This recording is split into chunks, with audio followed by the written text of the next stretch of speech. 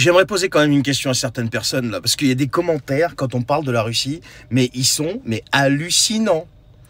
Mais il y a des gens qui t'expliquent que la Russie, c'est le PIB du Portugal. Je suis pas un pro-russe ou un anti-russe ou un pro-américain ou un anti-américain. Non, c'est pas du tout ça. Mais il y a des faits, il y a la réalité qui est là.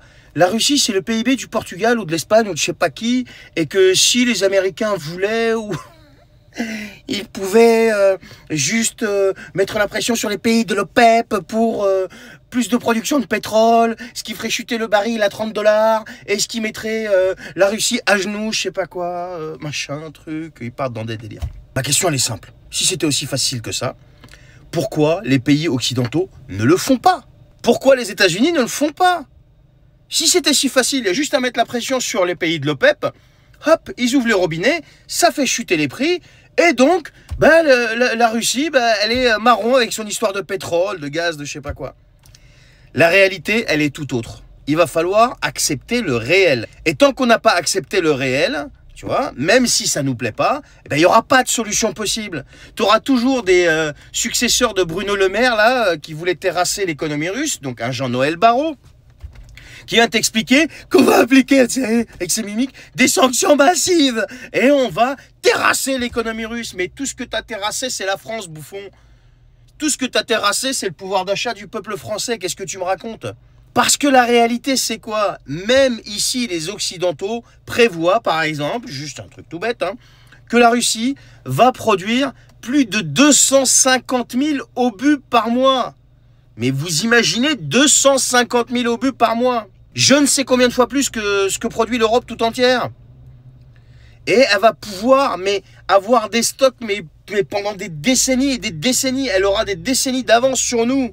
Et nous, on continue à vouloir coller des sanctions pour terrasser l'économie russe. Mais tout ce qui est terrassé, c'est vos cerveaux, sérieux. Et les petits commentateurs géopoliticiens là, en carton mouillé, là, l'histoire d'ouvrir les robinets, fermer les robinets pour le pétrole. Si c'était ça la solution, crois-moi que les Occidentaux, ils l'auraient fait. D'accord? Donc maintenant, la seule chose à laquelle il faut penser, c'est comment on trouve une solution. Et il y a des types qui sont intelligents, que vous les aimiez ou pas, qui s'appellent par exemple Donald Trump ou Xi Jinping. Je suis pas communiste, hein, je vous le dis tout de suite, pour ceux qui me suivent le savent.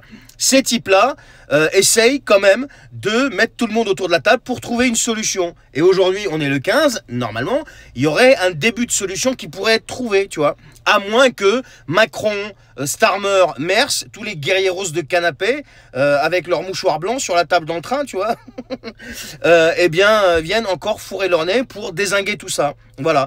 Même l'OTAN reconnaît qu'ils ne peuvent rien faire face à la Russie. Il y a des généraux et des officiers de l'OTAN qui ont dit qu'ils ne peuvent rien faire face à la Russie. Donc, continuer dans cette voie belliqueuse de Macron, Starmer et Merz. Et Starmer, il joue un double jeu, ce mec-là, hein. Il a quand même signé des accords commerciaux inédits avec les États-Unis il n'y a pas longtemps. Et là, il fait le guerrieros. Donc voilà. Donc vous voyez ce que je veux dire? Il y a une espèce de double jeu. Et les seules victimes de cette histoire sont les pauvres Ukrainiens qui meurent tous les jours. Et nous, de facto, parce que nous sommes devenus des victimes collatérales, tout simplement, à cause des conneries de nos dirigeants. Voilà. Donc les géopoliticiens, là, remballés. D'ailleurs, il y en a un, je lui ai posé la question. Hein, si tout ce que tu dis est vrai, pourquoi ils ne parviennent pas à stopper Poutine jusqu'à présent? Vous savez quoi? Il n'a toujours pas répondu. Allez, je vous souhaite une bonne journée.